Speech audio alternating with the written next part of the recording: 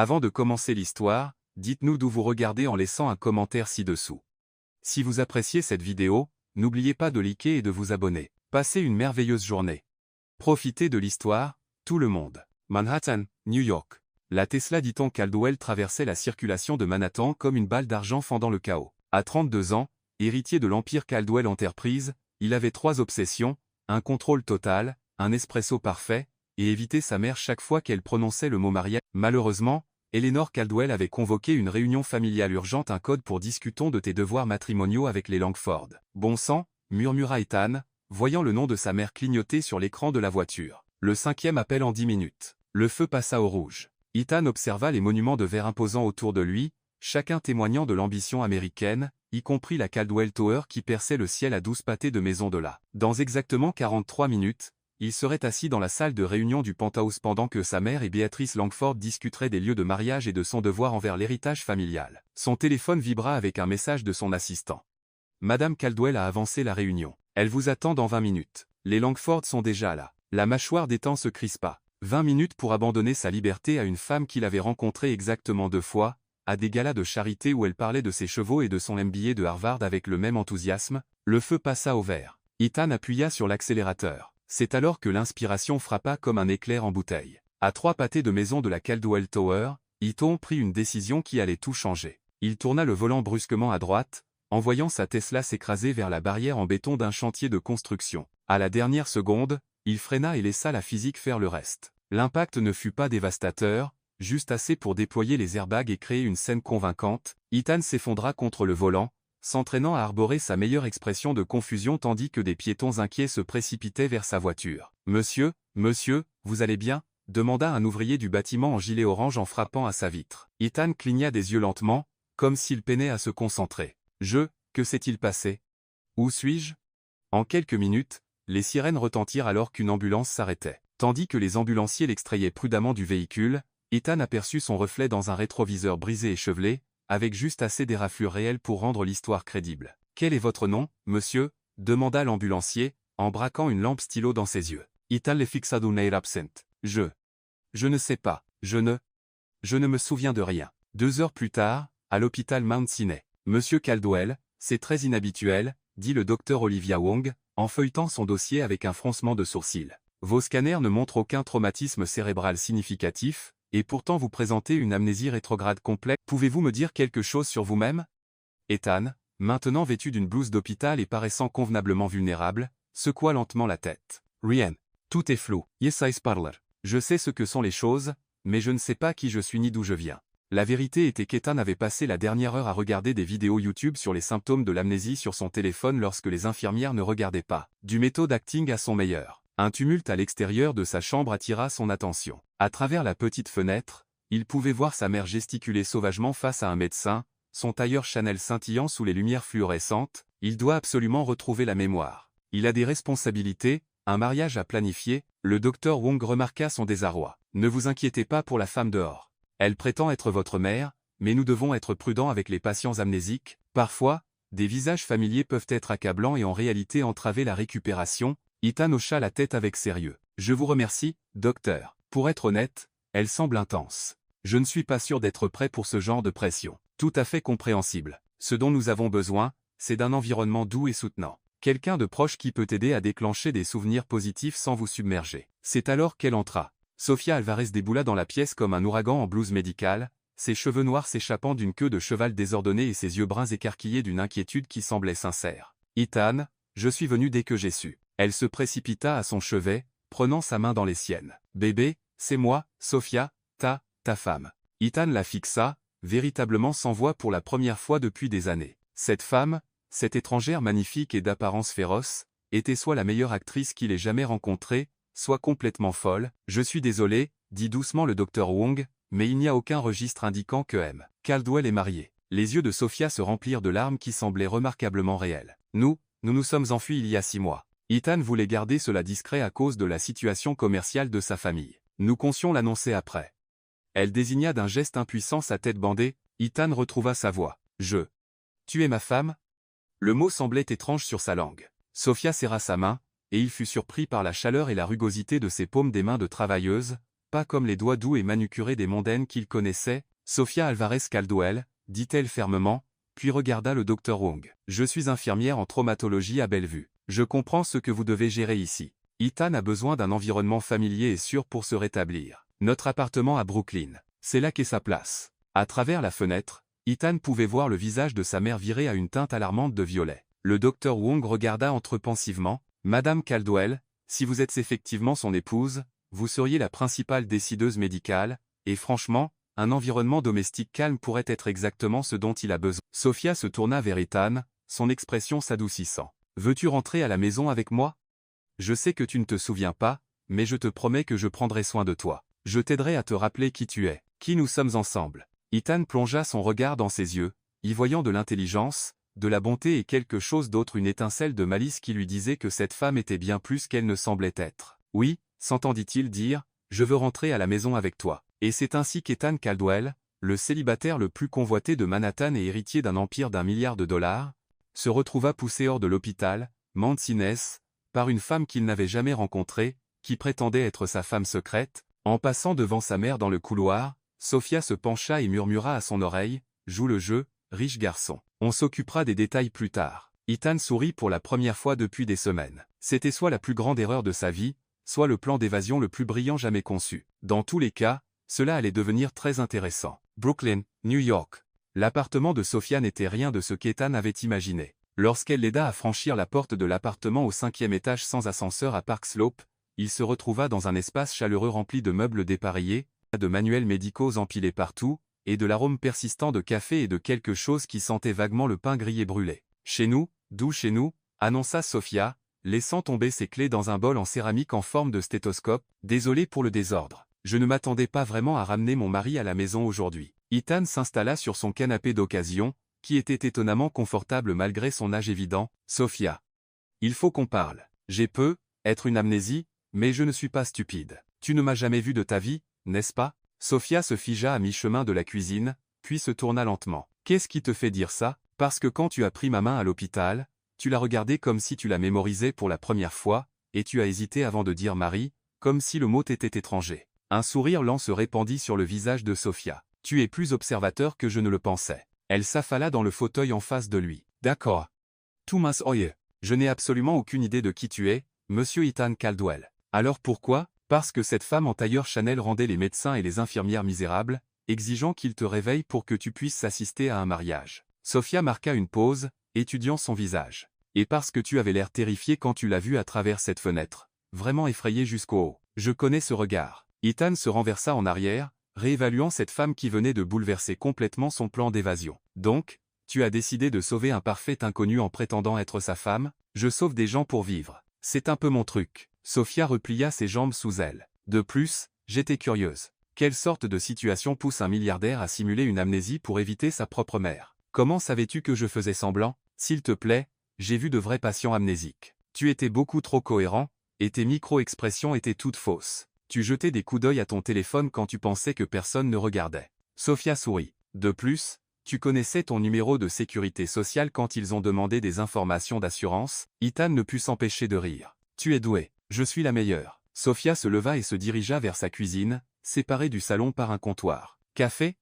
Je suppose que tu es habitué aux trucs chers, mais j'ai un mélange éthiopien plutôt correct. Ça semble parfait. » Ethan la regarda se déplacer dans le petit espace avec une grâce efficace. « Sofia, je dois te demander quelque chose. Cet arrangement, qu'est-ce que tu n'attends? » Elle s'arrêta, la cuillère à café à mi-chemin du percolateur. « Que veux-tu dire? » « Je veux dire, tu aurais pu rester en dehors de ça à l'hôpital, mais tu ne l'as pas fait. Tu as créé un mensonge élaboré pour aider un étranger à échapper à sa famille. Les gens ne font pas ça sans raison. » Sofia resta silencieuse un long moment, le seul bruit étant le gargouillement du percolateur. Enfin, elle se tourna pour lui faire face. « Ma mère est morte quand j'avais 6 ans cancer. Et dans ces dernières semaines, la famille de mon père n'arrêtait pas de la pousser à prendre des décisions concernant le traitement, concernant moi, concernant l'argent, toutes ces grandes décisions de vie.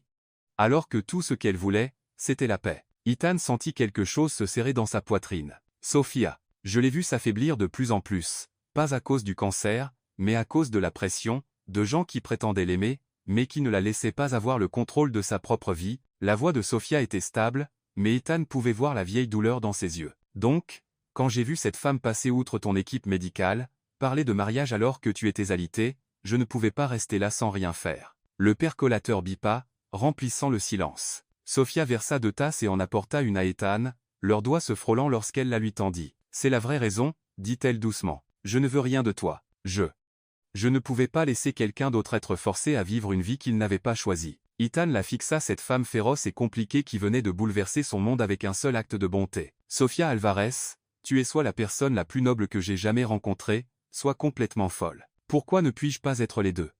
Elle s'installa dans son fauteuil, tenant sa tasse. Alors, quelle est ta stratégie de sortie, riche garçon? Éventuellement, ta mémoire devra revenir, n'est-ce pas? Je pensais à quelques semaines assez longtemps pour que ma mère annule les fiançailles, et trouve un autre moyen de fusionner avec les Langford.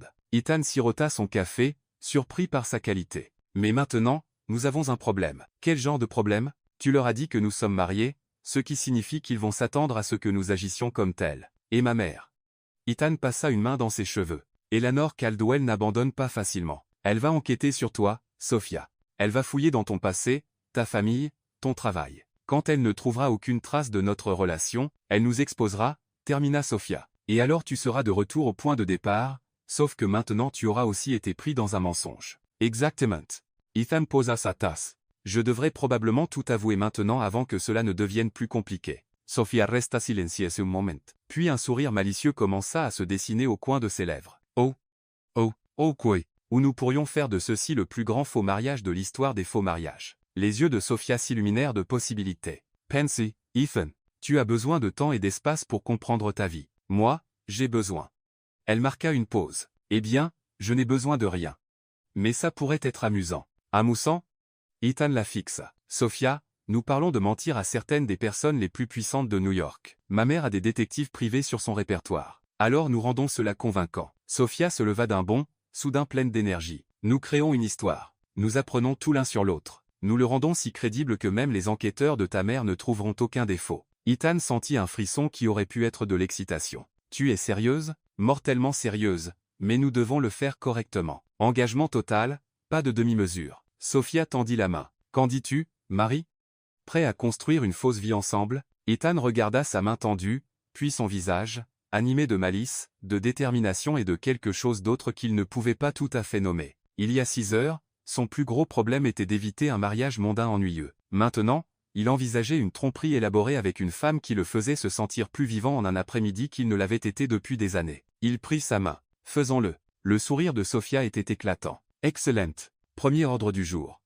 Tu dois apprendre comment nous nous sommes rencontrés. Et Ethan, l'histoire que je vais te raconter va être complètement ridicule. À quel point ridicule? Eh bien, ça implique un food truck, un chien en fuite, et toi me demandant en mariage accidentellement devant 50 étrangers. Sophia s'installa dans son fauteuil, l'air pleinement satisfaite d'elle-même. Es-tu prêt pour ton histoire d'origine, monsieur Caldwell? Ethan ne pouvait pas arrêter de sourire. J'ailletais. Dehors, la soirée de Brooklyn s'installait, et quelque part à Manhattan, Eleanor Caldwell faisait probablement vérifier les antécédents par ses avocats, mais dans ce petit appartement rempli de manuels médicaux et de meubles dépareillés, Ethan se sentait plus en sécurité qu'il ne l'avait été depuis des années. Ce serait soit la meilleure décision de sa vie, soit le désastre le plus spectaculaire dont il aurait jamais fait partie. Il pariait sur les deux. Brooklyn, New York. Le lendemain matin, Ethan se réveilla sur le canapé de Sophia au son de son chant faux sous la douche et de l'odeur d'un vrai petit déjeuner en préparation. Pendant un instant, il oublia où il était et pourquoi il y était. Puis la réalité revint en force. Il était un faux patient amnésique vivant avec sa prétendue épouse. Et aujourd'hui, ils allaient construire un mensonge élaboré pour tromper certaines des personnes les plus méfiantes de Manhattan. Bonjour, rayon de soleil, dit Sophia, émergeant de la salle de bain en blouse médicale avec un sourire éclatant, ses cheveux humides tordus en un chignon professionnel. Prêt pour ton premier jour de camp d'entraînement matrimonial? Ethan s'assit, passant une main dans ses cheveux ébouriffés. Tu te réveilles toujours aussi joyeuse? Les gardes à l'hôpital commencent tôt. Tu apprends à fonctionner avec du café et une pure détermination. Sophia lui tendit une assiette de brouillé et de toast qui semblait infiniment meilleure que tout ce que son chef privé avait jamais préparé. Mensch, nous avons beaucoup de travail à faire. Avant de commencer à créer notre romance fictive, j'ai une question. Ethan prit une bouchée et tenta de ne pas gémir de plaisir. Comment as-tu appris à cuisiner comme ça? YouTube est la nécessité. Quand tu travailles des gardes de 18 heures, tu apprends à faire de la nourriture qui te nourrit vraiment ou tu survis avec du café de distributeur et des regrets? Sophia s'installa en face de lui avec sa propre assiette. À ce propos, que manges-tu habituellement? Ce que mon chef prépare généralement quelque chose de minimal, beaucoup de micro-pousses et des présentations philosophiques, Sophia le fixa. Ta nourriture a des présentations philosophiques? La semaine dernière, j'ai eu de la nostalgie déconstruite pour le dîner. C'était 3 tomates cerises et un souvenir de mon enfance arrangé sur une assiette qui coûte plus cher que le loyer de la plupart des gens. C'est la chose la plus triste que j'ai jamais entendue. Sophia secoua la tête. D'accord, nouvelle règle. Tant que tu vis ici, tu manges de la vraie nourriture, de la nourriture qui te remplit et te rend heureux, de la nourriture qui ne nécessite pas un diplôme en arts libéraux pour la comprendre. Ethan se retrouva à sourire. Marché, conclu. Maintenant, à propos de cette histoire d'origine, hein? Sophia se leva d'un bond et tira un carnet de son sac. J'ai passé la majeure partie de la nuit dernière à travailler là, dessus. Es-tu prêt pour l'épopée de la rencontre d'Ethan et Sophia? Je suis terrifié et intrigué. Sophia s'éclaircit la gorge de manière théâtrale. Imagine ceci. C'est un magnifique après-midi de samedi à Central Park. Tu es là pour ta séance photo mensuelle connexion avec les gens ordinaires, ce que ton équipe de relations publiques te force à faire. C'est troublant de précision. Je suis là avec le chien de mon amie Isabella, Max. C'est un énorme dog allemand avec l'intelligence émotionnelle d'un tout petit et aucun contrôle des impulsions. Isabella travaille un double quart, donc je garde le chien. Les yeux de Sophia s'illuminèrent alors qu'elle se lançait dans l'histoire. Tu te tiens près de la fontaine Bethesda, l'air très important dans tes vêtements décontractés à $1000, quand Max voit un food truck et décide qu'il a besoin de tacos au barbecue coréen immédiatement. Ethan riait déjà. Jiz moi qui Saint-Pierre. Oh, Saint-Pierre element. Max se libère de sa laisse et charge vers le food truck comme un missile poilu. Il heurte l'arrière de tes jambes, t'envoyant voler face contre le côté du camion, mais voici la partie magnifique.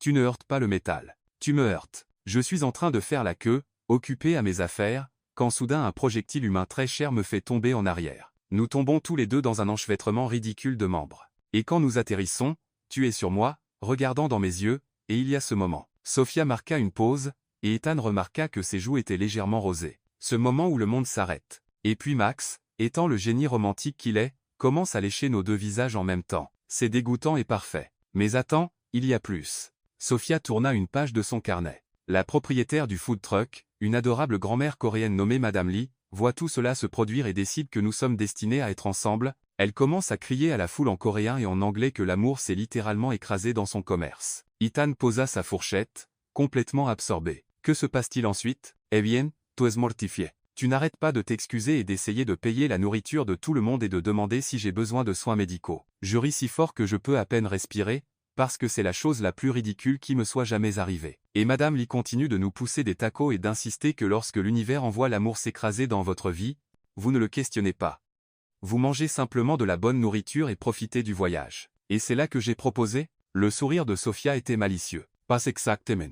Vois-tu, Madame Lee a cette tradition où les couples qui ont leur rencontre mignonne à son camion obtiennent un repas gratuit le jour de leur mariage. Donc, elle commence à expliquer cela bruyamment à la foule qui s'est rassemblée pour regarder le chaos. Et toi, étant mortifié et voulant te faire pardonner de m'avoir presque commotionné, tu cries, eh bien, il faudra qu'on se marie pour que vous puissiez tenir cette promesse. Ethan la fixa. Devant 50 étrangers, couverts de bave de Max et de sauce barbecue coréenne. Sophia était maintenant pleinement animée, gesticulant sauvagement. La foule commence à applaudir. Madame Lee commence à pleurer de larmes de joie. Et je suis là, pensant que soit ce type est complètement fou, soit c'est la chose la plus romantique qui me soit jamais arrivée. Et qu'as-tu dit? J'ai dit, eh bien, je suppose qu'on ferait mieux de s'assurer que Madame Lee a assez de kimchi pour la réception. La voix de Sophia devint plus douce. Et puis tu as ri un vrai rire sincère qui a transformé tout ton visage et j'ai pensé que être la folie n'était pas toujours une mauvaise chose. Ethan resta silencieux un moment, frappé par la réalité que l'histoire semblait prendre venant des lèvres de Sophia. Quand avons-nous soi-disant commencé à sortir ensemble?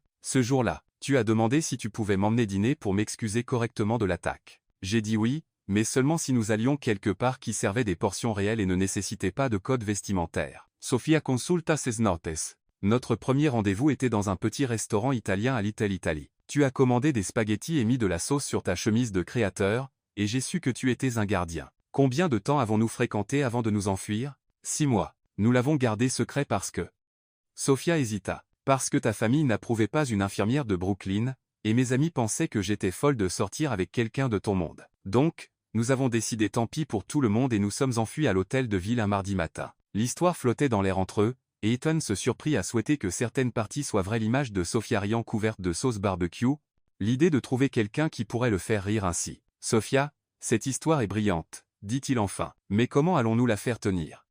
Les gens vont demander des détails, des photos, des témoins. Je suis déjà sur le coup. Sofia sortit son téléphone. Mon amie Isabella a vraiment un dog allemand nommé Max. Et le camion de Madame Lee est réel. Elle se gare devant Mount Sinai le mercredi. J'ai pensé qu'on pourrait prendre quelques photos là, bas pour l'authenticité. Tu veux qu'on recrée notre fausse rencontre mignonne? Je veux qu'on vende cette chose correctement. Si nous allons mentir à ta mère, nous allons mentir comme des professionnels. L'expression de Sofia devint sérieuse. Mais Ethan, je veux que tu comprennes quelque chose. Une fois qu'on fera ça, il n'y aura pas de retour en arrière. Nous serons engagés dans cette mascarade jusqu'à ce que tu sois prêt à retrouver ta mémoire. Cela pourrait prendre des semaines. Ethan regarda autour de l'appartement de Sofia, les manuels médicaux et les meubles dépareillés, la femme qui avait bouleversé sa vie avec une seule décision impulsive. Dans sa vraie vie, il faisait des mouvements calculés, des plans stratégiques, des choix sûrs. Tout était contrôlé, prévisible, ennuyeux. Ceci était l'opposé de sûr. C'était le chaos et la possibilité et la sensation d'être le plus vivant qu'il ait ressenti depuis des années. Sofia Alvarez Caldwell,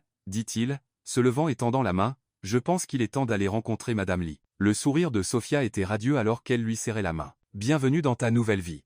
Marie, essaie de ne pas renverser d'autres passants innocents. Pas de promesses. Apparemment, c'est comme ça que je montre mon affection. En se dirigeant vers la porte, Ethan se vit dans le miroir du couloir de Sofia. Il semblait différent d'une certaine manière, plus léger, plus détendu, comme s'il portait une vie qui lui allait réellement. Son téléphone vibra avec un message de son assistant. Votre mère exige une rencontre avec votre femme. Elle veut discuter de votre processus de récupération. Que dois-je lui dire?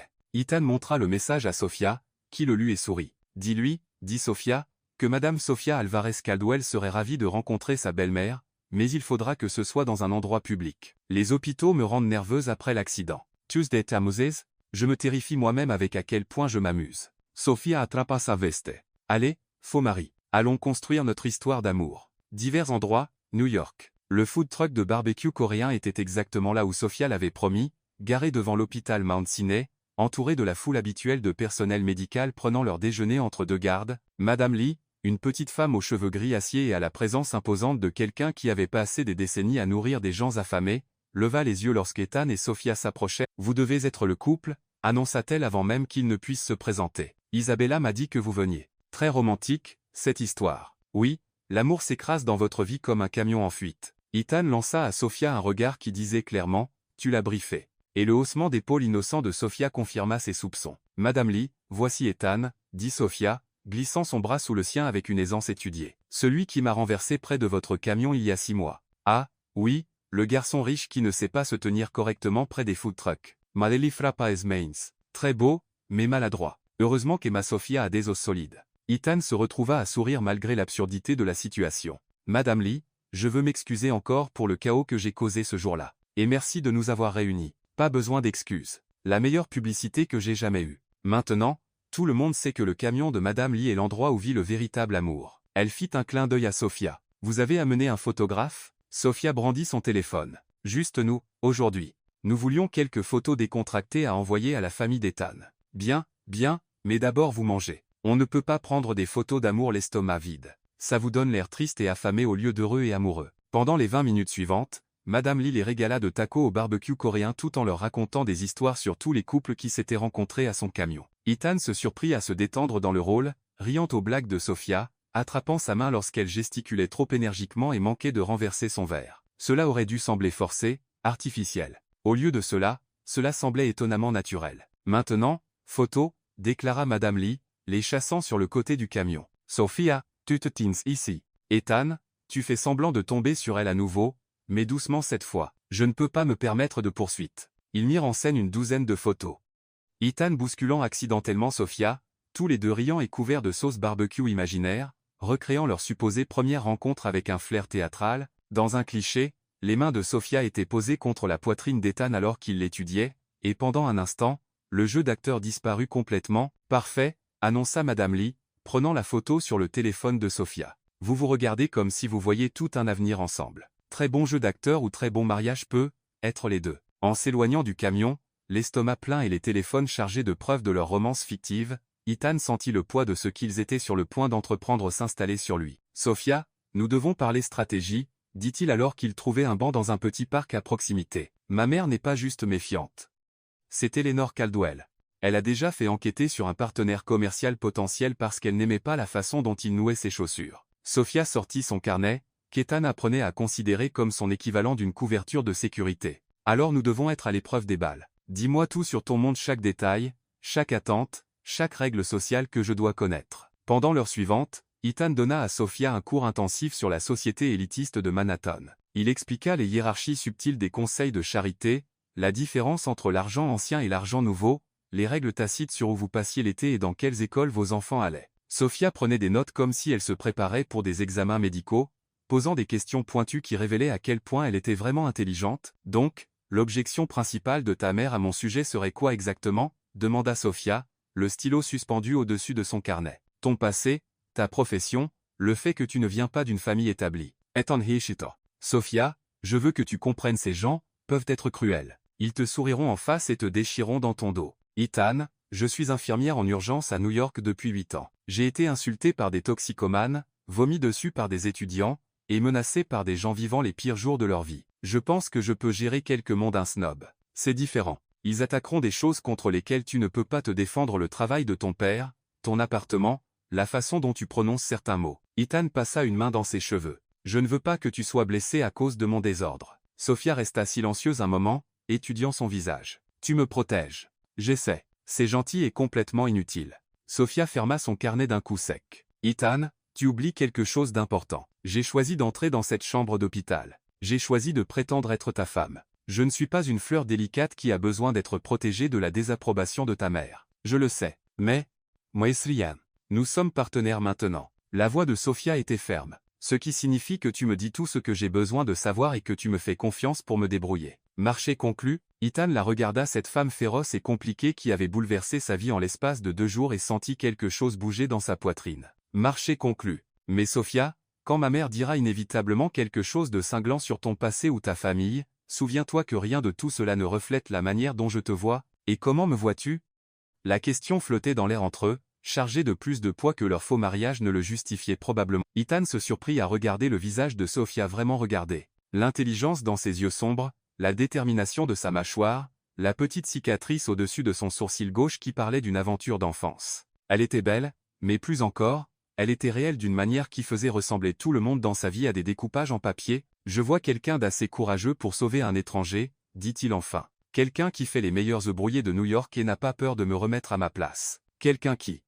Il marqua une pause, surpris par sa propre honnêteté. Me fait me souvenir de ce que c'est de vivre vraiment au lieu de simplement exister. Les joues de Sophia rougirent, et pendant un instant, la prétention disparut complètement. Ils étaient juste Ethan et Sophia, assis sur un banc dans un petit parc, découvrant que leur fausse relation développait des complications très réelles. Le téléphone d'Ethan sonna, rompant le charme. Le nom de son assistant clignota sur l'écran. Monsieur Caldwell, votre mère a prévu un dîner ce soir à Le Bernardin. Elle vous attend, vous et votre femme, à 19h. Dois-je confirmer? Ethan regarda Sophia, qui hochait déjà la tête avec la détermination de quelqu'un se préparant à la bataille. Confirmé, dit Ethan. Nous serons là. Excellent. Et monsieur, elle a également invité les Langford. Je pensais que vous devriez le savoir. L'estomac d'Ethan se noua. Les Langford seront là? Oui, monsieur. Apparemment, Madame Caldwell a pensé qu'il serait approprié qu'il rencontre votre femme, étant donné les circonstances de votre mariage récent. Ethan raccrocha et se tourna vers Sophia, qui observait son visage avec une inquiétude croissante. C'est grave? Demanda-t-elle. Tu te souviens quand je t'ai dit que ma mère essayait d'arranger un mariage entre moi et Charlotte Langford, la fille aux chevaux avec un MBA de Harvard? C'est elle. Eh bien, ce soir, nous allons dîner avec elle, ses parents, et ma mère qui tous s'attendent à rencontrer ma femme secrète, tout en essayant de comprendre pourquoi je ne suis pas marié à Charlotte à la place. Sophia resta silencieuse un long moment. Puis elle se mit à rire. Sophia, ce n'est pas drôle. C'est un désastre. Non, c'est parfait. Sophia se leva, soudain pleine d'énergie. Tu ne vois pas? Ta mère nous teste. Elle veut voir si notre relation peut survivre à être mise sous un microscope à côté de la femme qu'elle a réellement choisie pour toi. Et tu penses que c'est bien parce que ça signifie qu'elle nous prend suffisamment au sérieux pour essayer de nous séparer. Sophia sourit. Si elle pensait que j'étais juste une chercheuse d'or qui disparaîtrait d'elle-même, elle ne se donnerait pas la peine de faire de la guerre psychologique. Ethan la fixa. Tuesday ta Moses. J'adore ça. Ethan, réalises-tu ce que nous sommes sur le point de faire?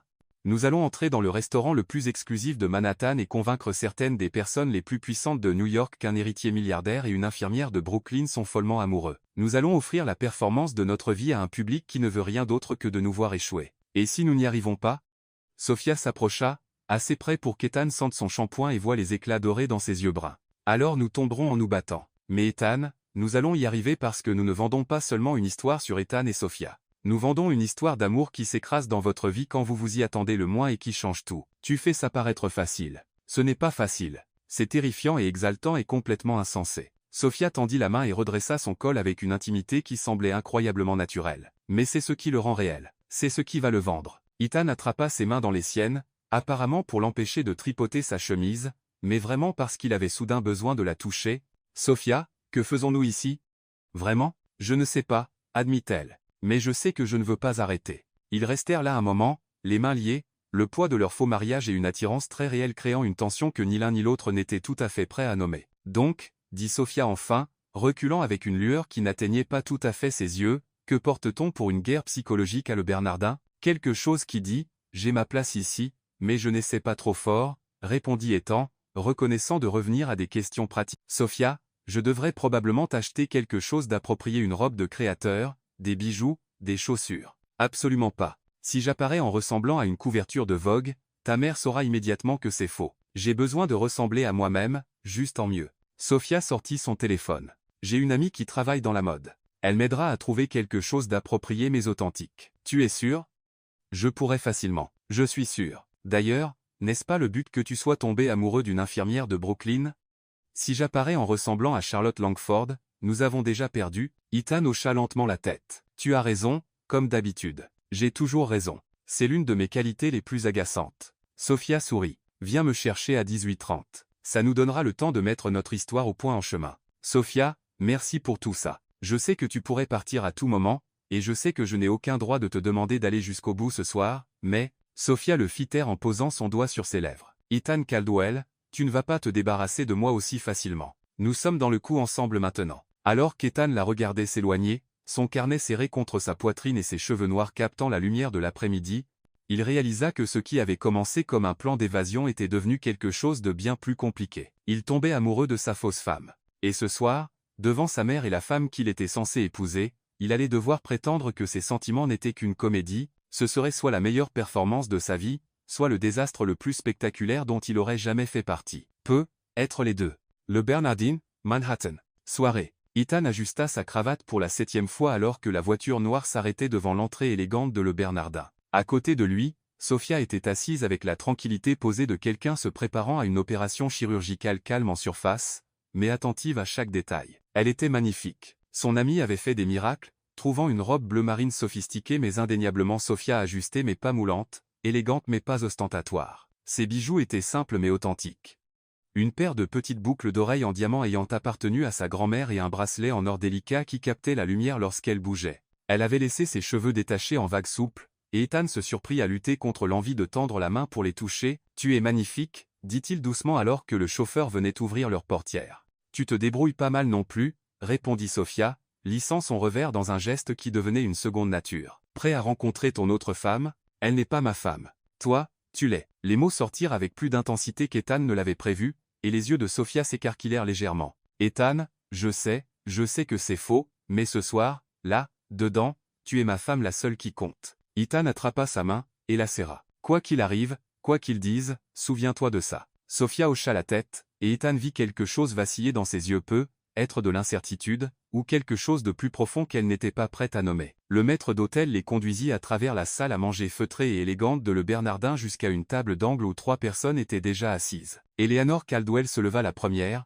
resplendissante en Chanel et perles, ses cheveux argentés tirés en un chignon qui parlait de décennies d'autorité absolue. Derrière elle, Robert et Lillian Langford, l'incarnation de l'argent ancien en cachemire et diamants discrets, et entre eux, Charlotte Langford elle-même. Ethan avait oublié à quel point Charlotte était frappante, grande et blonde avec le genre de beauté raffinée qui ornait les photos des galas de charité. Elle portait une robe couleur crème qui coûtait probablement plus cher que la voiture de la plupart des gens, tout en elle criait éducation, raffinement, choix approprié. Elle était exactement le genre de femme qu'Eleanor Caldwell avait toujours imaginé comme belle-fille. Elle était aussi tout ce que Sophia n'était pas. Ethan, chérie, la voix d'Eleanor aurait pu givrer les vitres, comme c'est merveilleux que tu te sentes assez bien pour nous rejoindre. Et ce doit être ta femme. La pause avant le mot femme était si légère que quelqu'un d'autre aurait pu la manquer. Sophia, elle, ne la manqua pas. Madame Caldwell, dit Sophia, tendant la main avec un sourire chaleureux, c'est un tel plaisir de vous rencontrer enfin. Ethan m'a tellement parlé de vous. Comme c'est intéressant. Il ne t'a jamais mentionné du tout. »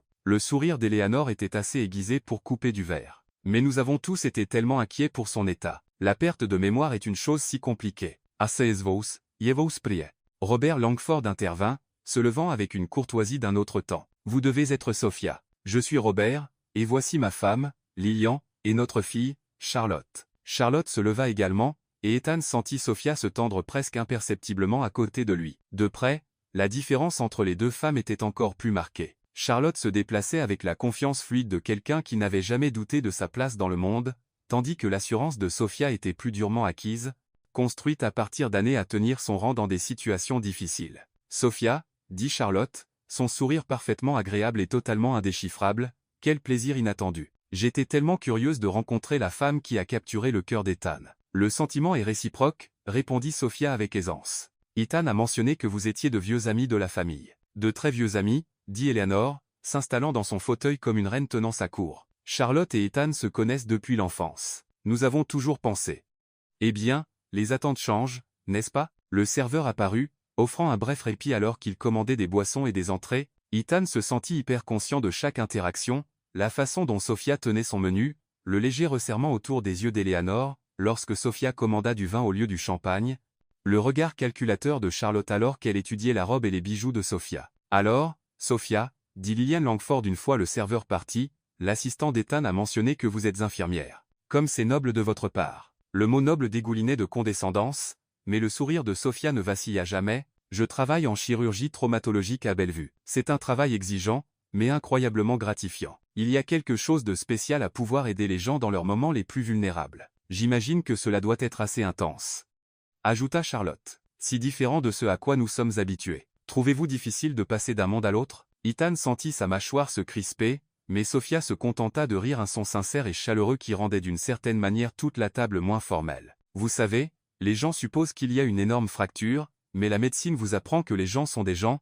peu importe leur compte en banque. Une crise cardiaque se moque que vous portiez du Chanel ou une blouse médicale. » Les yeux de Sophia rencontrèrent ceux d'Eleanor avec assurance. « Et l'amour, certainement, ne vérifie pas votre code de crédit avant de frapper, comme c'est romantique, » dit Eleanor sèchement. « En parlant de romantisme, je suis curieuse de votre cours. Cela a dû être un véritable tourbillon pour qu'Ethan s'enfuit sans vous mentionner à sa famille. C'était là le premier vrai test. » Ethan sentit la main de Sophia trouver la sienne sous la table, ses doigts s'entrelaçant avec les siens dans un geste à la fois réconfortant et intime. « Parfois, l'amour ne suit pas un calendrier pratique, » dit Sophia. « Quand nous nous sommes rencontrés, Ethan traversait une période difficile. Il était tellement concentré sur les obligations professionnelles et les attentes familiales qu'il avait oublié ce que c'était d'être simplement lui-même. « Et qu'as-tu vu en lui ?»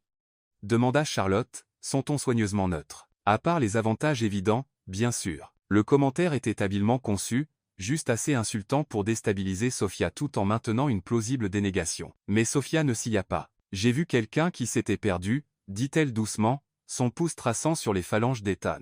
Quelqu'un de brillant et gentil qui étouffait sous le poids des rêves des autres pour sa vie. J'ai vu un homme qui pouvait rire de lui-même quand il mettait de la sauce barbecue sur sa chemise de créateur, qui se souvenait de ma commande de café après un seul rendez-vous, qui me regardait, comme si j'étais la personne la plus fascinante dans la pièce. Ethan la fixa, frappé par à quel point tout cela semblait vrai. Quand avait-elle appris à le lire si précisément? Comme c'est charmant, dit Eleanor. Et ta famille?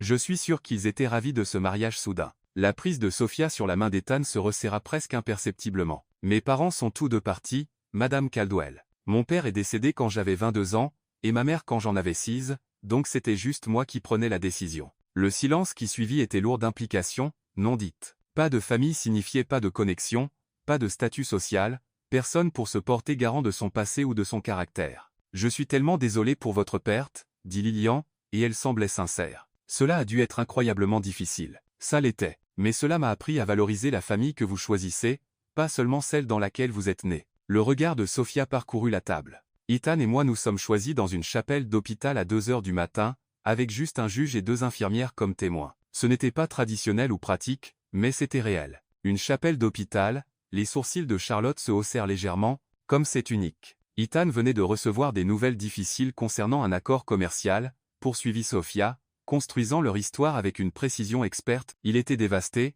remettant en question tout ce qui concernait sa vie et ses priorités. Nous avions parlé de mariage, mais cette nuit-là, il a dit qu'il ne voulait pas attendre un jour de plus pour faire de moi sa famille. Il a dit qu'il voulait commencer le prochain chapitre de sa vie avec moi à ses côtés. Ethan se retrouva à hocher la tête, se souvenant des détails d'un mariage qui n'avait jamais eu lieu. Sophia peignait le portrait d'un homme choisissant l'amour plutôt que l'obligation, l'intimité plutôt que le spectacle. C'était exactement le genre de geste romantique que l'Ethan Caldwell que sa mère connaissait ne ferait jamais. Comme c'est impulsif, observa Eleanor. Pas du tout comme Ethan. Peut-être que c'est ce qui rendait cela si parfait, dit Sophia. Parfois, les décisions les plus importantes ne peuvent pas être planifiées ou stratégisées. Parfois, vous devez faire confiance à votre cœur. Les entrées arrivèrent, offrant un autre bref répit. Ethan observa Sophia naviguer dans l'arrêt de couvert avec confiance, pas l'aisance innée de quelqu'un élevé avec des dîners formels, mais l'adaptabilité rapide de quelqu'un qui prête attention et apprend vite. Sophia, dit Robert alors qu'il commençait à manger, que pensez-vous de la récupération d'Ethan? L'amnésie doit être effrayante pour vous deux. Ça a été difficile, admit Sophia. Mais d'une certaine manière, ça nous a donné une chance de retomber amoureux. Ethan se souvient de choses sur lui-même qu'il avait peut-être oublié, son sens de l'humour, sa compassion, sa capacité à trouver de la joie dans les choses simples. L'homme que je retrouve est encore meilleur que celui que j'ai épousé. Ethan sentit quelque chose se tordre dans sa poitrine. La façon dont Sophia parlait de lui, c'était comme il avait toujours voulu que quelqu'un le voie, pas comme un héritier ou un atout commercial ou une alliance stratégique, mais comme une personne digne d'être aimée pour elle-même. Et que se passe-t-il quand sa mémoire reviendra complètement? Demanda Charlotte. Serez-vous capable de vous adapter aux exigences de sa vraie vie? C'était une question parfaitement conçue, insinuant que Sophia était soit naïve sur ce dans quoi elle s'était engagée, soit délibérément en train de profiter de l'état vulnérable d'État. Sophia posa sa fourchette et regarda directement Charlotte. Je pense qu'il y a peut-être une confusion sur ce qu'est la vraie vie d'Ethan. Sa vraie vie est celle où il est heureux, où il peut respirer, où il n'a pas à prétendre être quelqu'un d'autre pour répondre aux attentes des autres. Comme c'est idéaliste, dit Eleanor. Mais Ethan a des responsabilités, des obligations qui existaient bien avant son accident. Bien sûr qu'il en a, et je ne lui demanderai jamais de les abandonner. La voix de Sophia était stable, mais Ethan pouvait voir l'acier dans ses yeux. Mais il y a une différence entre assumer ses responsabilités et les laisser vous consumer. Ethan est brillant dans ce qu'il fait. Il n'a pas besoin de sacrifier son âme pour réussir. Et vous vous sentez qualifié pour faire cette distinction? Le masque d'Eleanor glissait, révélant la glace en dessous. Vous connaissez mon fils depuis 6 mois. Je le connais depuis 32 ans. Vous connaissez la personne que vous avez façonnée pour qu'il soit, répondit Sophia doucement. Je connais la personne qu'il a choisi de devenir quand il était libre de choisir. La tension à la table était assez épaisse pour être coupée au couteau. Ethan pouvait voir la colère croissante de sa mère, l'évaluation calculatrice de Charlotte, la prise de conscience inconfortable des Langford qu'ils assistaient à un drame familial auquel ils n'étaient pas préparés. Comme c'est fascinant, dit Eleanor, sa voix glaciale. Et qu'est-ce que vous pensez qu'Ethan a choisi en vous épousant? L'amour, dit Sophia simplement. Il a choisi l'amour plutôt que le devoir, le cœur plutôt que la stratégie, un avenir qu'il voulait au lieu de celui qu'on attendait de lui. Comme c'est merveilleusement naïf. Le sourire d'Eleanor était tranchant comme un rasoir. Dites-moi, Sophia, que savez-vous du commerce familial Caldwell? Des négociations de fusion qui sont en cours depuis 18 mois?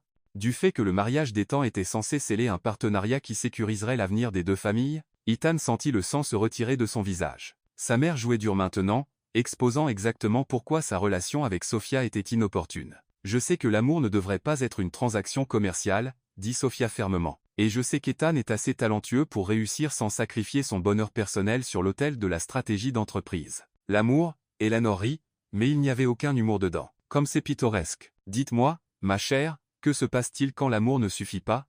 Quand la nouveauté s'estompe et que vous êtes confronté à la réalité de ce que cette vie exige réellement? Quand vous réalisez qu'être la femme d'Ethan signifie des conseils de charité, des obligations sociales et représenter un héritage familial qui remonte à des générations? Alors j'apprendrai, dit Sophia simplement. De la même manière que j'ai appris à sauver des vies, à réconforter les familles en deuil et à fonctionner avec 3 heures de sommeil. Les gens sont capables de grandir dans les rôles qu'ils choisissent. Choisir, répéta Charlotte pensivement. C'est un mot intéressant, parce que de mon point de vue, on dirait moins qu'Ethan vous a choisi et plus que vous avez profité d'un homme dans un état vulnérable. L'accusation flottait dans l'air comme un nuage toxique. Ethan sentit ses instincts protecteurs surgir, mais Sophia le devança dans sa réponse. Je comprends pourquoi vous pourriez voir les choses ainsi, dit Sophia, sa voix parfaitement calme. Si j'étais à votre place, regardant quelqu'un que j'aime avec une étrangère, je pourrais me poser la même question. Mais voici ce que je sais. L'amnésie d'Ethan n'a pas changé son caractère fondamental. L'homme qui m'aime, qui a choisi de m'épouser, qui me fait rire tous les jours, ce n'est pas un produit de la perte de mémoire. C'est qui il est vraiment quand il n'essaie pas d'être ce que tout le monde attend de lui. Elle se tourna pour regarder Ethan, et pendant un instant, le reste de la table s'effaça. L'étang dont je suis tombé amoureuse est brillant, gentil, drôle et réel. Il se soucie des gens, pas seulement des profits. Il est généreux avec son temps, son attention et son cœur. Et si ce n'est pas l'étang que vous connaissez, le regard de Sophia revint sur Eleanor, peut-être que cela dit plus sur les attentes que vous avez placées sur lui que sur mon influence. Le silence qui suivit était assourdissant. Ethan fixa Sophia, submergée par la prise de conscience que chaque mot qu'elle venait de prononcer semblait vrai. Elle ne défendait pas seulement leur faux mariage, elle le défendait, lui, le vrai lui, d'une manière que personne n'avait jamais fait. Eh bien, dit finalement Robert Langford, visiblement mal à l'aise avec la direction qu'avait prise la conversation, peut-être devrions-nous commander nos plats principaux. Le reste du dîner se déroula dans un brouillard de conversations polies et de tensions sous-jacentes. Eleanor fit plusieurs autres tentatives pour déstabiliser Sophia, sondant son passé, ses finances, ses plans à long terme. Chaque fois, Sophia dévia avec grâce et intelligence, ne perdant jamais son sang-froid ni ne révélant les failles de leur histoire. Charlotte, quant à elle, changea de tactique. Au lieu d'attaquer Sophia directement, elle commença à évoquer des souvenirs partagés avec Ethan des étés d'enfance, des vacances en famille, des blagues internes de leur jeunesse. C'était une stratégie magistrale, mettant en lumière l'histoire profonde qu'elle partageait avec Ethan tout en soulignant la position de Sophia en tant qu'outsider. Mais Ethan se surprit à peine écouter les histoires de Charlotte. Au lieu de cela, il observait Sophia la façon dont elle écoutait réellement lorsque Lyanne parlait de son travail caritatif, comment elle faisait rire Robert avec une anecdote sur son patient le plus difficile, sa capacité à trouver un terrain d'entente même avec des gens qui désapprouvaient clairement sa présence. Elle était magnifique, et elle défendait un mariage qui n'existait pas et un homme qu'elle connaissait depuis 2 jours avec la loyauté féroce de quelqu'un qui l'aimait réellement. La prise de conscience frappa Ethan comme un coup physique. Il tombait amoureux de Sophia Alvarez, pas du personnage qu'elle jouait, pas de la commodité qu'elle représentait, mais de la femme réelle, compliquée, courageuse, authentique et totalement différente de toutes les personnes qu'il avait connues. Et dans environ 1 heure, il retournerait dans son appartement et continuerait à prétendre que rien de tout cela n'avait d'importance. Ethan, la voix de Sophia le ramena au présent. Vas-tu bien? Tu as l'air un peu pâle. Je vais bien, dit-il rapidement, réalisant que tout le monde à la table regardait avec divers degrés d'inquiétude. Juste fatigué. Ça a été une longue journée. Bien sûr, dit Eleanor, son ton s'adoucissant légèrement. Tu es encore en convalescence. Peut-être devrais-tu rentrer chez toi et te reposer. Bonne idée, acquiesça Sophia, signalant déjà pour l'addition. Ce fut un tel plaisir de vous rencontrer tous. Alors qu'ils disaient leurs adieux et se dirigeaient vers la sortie, Ethan sentit le poids de la soirée s'installer sur lui. Ils avaient survécu à l'interrogatoire d'Eleanor et à la guerre psychologique de Charlotte, leur histoire avait tenu sous l'examen. À toutes les mesures, la soirée avait été un succès. Alors pourquoi avait-il l'impression que tout venait de devenir infiniment plus compliqué? Dans l'arrière de la voiture, Sophia s'autorisa enfin à s'affaisser contre les sièges en cuir. Le masque de la performance polyglissa, révélant de l'épuisement et peut-être une pointe de vulnérabilité. Eh bien, dit-elle doucement, c'était intense. Sophia, tu as été incroyable là, dedans. Ethan se tourna pour lui faire face complètement. La façon dont tu as géré ma mère, les choses que tu as dites sur moi, je ne sais pas comment te remercier. Tu n'as pas besoin de me remercier. C'est ce que font les partenaires, ils se soutiennent mutuellement. Le sourire de Sophia était fatigué mais sincère. Bien que, je dois l'admettre, ta mère est terrifiante. Et Charlotte? Dit Ethan doucement. Charlotte est tout ce que ma mère voulait pour moi, belle, accomplie, d'une bonne famille. Elle aurait été le mariage stratégique parfait. Aurait été. Ethan resta silencieux un long moment, regardant les lumières de la ville défiler à travers la fenêtre. Sophia, ce que nous avons fait ce soir, ce que tu as dit là, dedans à propos de choisir l'amour plutôt que le devoir, d'être libre d'être soi-même, crois-tu vraiment que c'est possible? Sophia étudia son visage dans la lumière tamisée de la voiture. Je crois que la vie est trop courte pour la passer à être la version de quelqu'un d'autre de ce que vous devriez être. Je crois que le bonheur compte plus que les attentes des autres. Et je crois, elle marqua une pause, semblant choisir ses mots avec soin, que tout le monde mérite d'être aimé pour ce qu'il est vraiment, pas pour ce qu'il prétend être. Même les faux maris, surtout les faux maris. Le sourire de Sophia était doux, mais il y avait quelque chose de sérieux dans ses yeux. Ethan, que se passe-t-il demain? Ta mère va s'attendre à ce que nous continuions cette mascarade, mais ce soir, ça semblait différent. Ethan savait ce qu'elle voulait dire. Quelque part entre les entrées et le plat principal, leur faux mariage avait commencé à sembler dangereusement réel. La façon dont Sophia l'avait défendu, la fureur protectrice qu'il avait ressentie lorsque Charlotte avait remis en question ses motivations, l'aisance avec laquelle il s'était présenté comme un couple, rien de tout cela ne semblait être du jeu. Je ne sais pas, dit-il honnêtement. Sophia, je dois te dire quelque chose. Ce soir, en te regardant là, dedans, en te voyant tenir tête à ma mère et défendre notre relation, j'ai réalisé quelque chose. Quoi? Ethan prit une profonde inspiration, sachant que ce qu'il était sur le point de dire allait tout changer entre eux. J'ai réalisé que je ne veux plus que ce soit faux. Sophia s'est fichée. Ethan, je sais ce qui c'est faux. Je sais que nous nous connaissons à peine. Je sais que tout cela a commencé comme un mensonge élaboré pour m'échapper d'un mariage arrangé. Ethan tendit la main vers la sienne, soulagé qu'elle ne se retire pas. Mais Sophia, ce que je ressens pour toi ce n'est pas faux. La façon dont tu me fais rire, la façon dont tu me vois, la façon dont tu rends tout possible c'est réel. C'est compliqué, dit Sophia doucement. Je sais. Nous mentons à ta famille, à la mienne, à tout le monde. Je sais. Et tu as une amnésie. Une fausse amnésie. Mais quand même, tu ne prends pas de décision depuis un endroit de clarté en ce moment. Sophia. Ethan porta leurs mains jointes à ses lèvres et y déposa un doux baiser. L'amnésie est fausse, mais ce que je ressens pour toi c'est la chose la plus réelle de ma vie. Sophia resta silencieuse un long moment, et Ethan pouvait presque l'entendre réfléchir. Que me demandes-tu, Ethan? Je te demande s'il y a une chance que ce que je ressens puisse être réciproque. Je te demande si tu serais prête à voir où cela mène quand nous ne jouons pas pour les autres. Le cœur d'Ethan battait à tout rompre contre ses côtes. Je te demande si tu envisagerais de rendre ce mariage réel. La voiture s'arrêta devant l'immeuble de Sophia avant qu'elle ne puisse répondre. Alors qu'il montait les escaliers jusqu'à son appartement au 5e étage, Ethan se retrouva à retenir son souffle, attendant sa réponse. Ce n'est qu'une fois à l'intérieur, avec la porte fermée et le monde extérieur verrouillé, que Sophia parla enfin. Ethan, je veux que tu comprennes quelque chose. Ce qui s'est passé ce soir, les choses que j'ai dites sur toi, je n'étais pas entièrement en train de jouer non plus. Le cœur d'Ethan bondit. Sophia, mais c'est un territoire dangereux dans lequel nous nous aventurons. Si nous franchissons cette ligne, il n'y aura pas de retour à être de faux époux jouant la comédie. Sophia se tourna pour lui faire face complètement. Es-tu sûr que c'est ce que tu veux?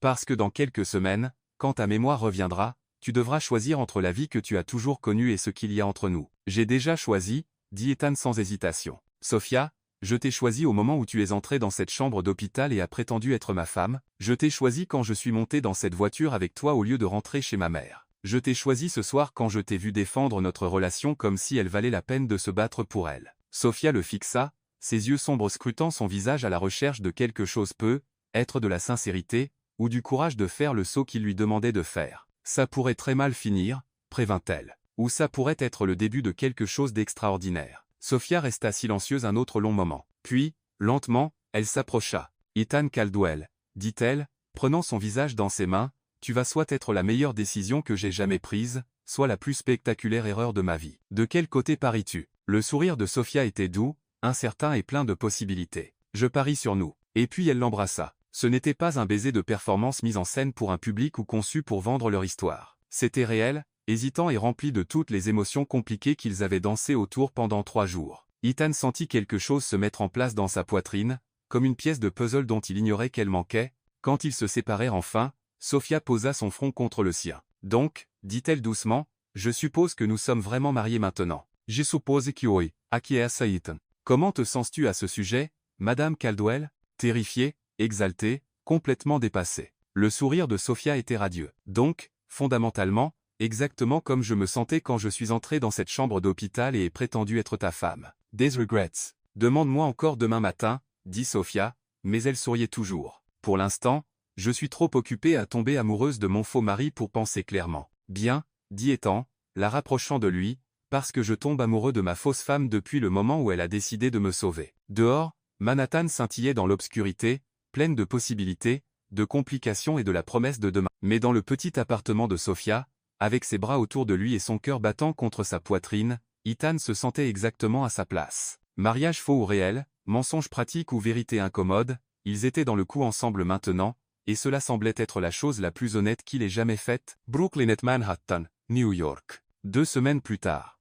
Sophia se réveilla avec l'odeur du café et de quelque chose qui pourrait être des pancakes, ce qui était suspect pour 2 raisons. Premièrement, Ethan n'avait jamais réussi à faire des pancakes au cours des 2 semaines qu'il avait passées dans son appartement. Et deuxièmement, il était à peine 6h00 du matin. Elle le trouva dans sa petite cuisine, concentré intensément sur le poêle, ne portant rien d'autre qu'un pantalon de pyjama et un tablier qui disait « Embrasser le cuisinier », un cadeau humoristique de son amie Isabella qu'Ethan avait adopté avec la détermination caractéristique de maîtriser la vie domestique. « Bonjour, ma femme », dit-il sans se retourner. Et Sophia sentit le frisson familier dans son estomac que ce mot provoquait. Même après 2 semaines de vie commune, elle n'était toujours pas habituée à la justesse de ce mot venant de ses lèvres. « Bonjour, mon mari », répondit-elle, en roulant ses bras autour de sa taille par derrière et pressant un baiser sur son omoplate. « Quelle est l'occasion ? As-tu enfin compris comment retourner les pancakes sans les envoyer au plafond? Sache que je n'en ai perdu que 2 ce matin, ce qui est une amélioration significative. Ethan se pencha en arrière dans son étreinte. Et l'occasion est que ma belle femme travaille en double garde depuis 3 jours consécutifs, et elle mérite un vrai petit déjeuner au lieu de café et de ce qu'elle peut attraper à la cafétéria de l'hôpital. Sophia resserra ses bras autour de lui, s'émerveillant de la façon dont le bonheur domestique s'était insinué sur eux. Les 2 dernières semaines avaient été une danse étrange et merveilleuse d'apprendre à vivre ensemble tout en maintenant leur mascarade élaborée pour le monde extérieur. Ethan s'était jeté dans le rôle du patient amnésique en convalescence avec la même intensité qu'il apportait à tout le reste, assistant à des rendez-vous de suivi, rencontrant le docteur Wong, et se souvenant progressivement des détails de sa vie avec une confusion soigneusement orchestrée, mais la vraie magie se produisait dans les moments calmes.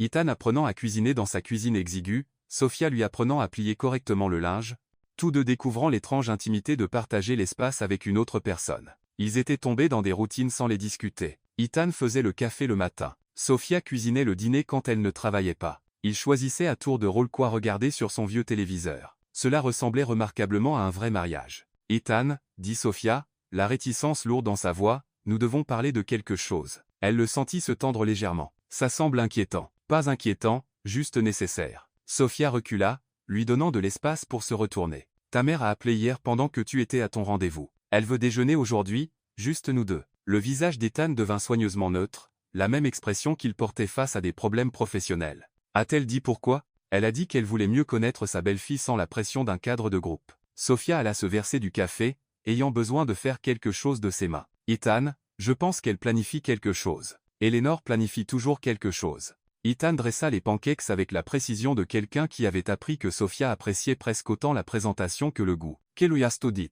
J'ai dit oui, bien sûr. Je ne peux pas vraiment refuser de déjeuner avec ma belle-mère sans éveiller les soupçons. Sophia accepta l'assiette qu'il lui tendit, notant que les pancakes étaient en fait parfaitement dorés cette fois-ci. Mais Ethan, et si elle avait compris?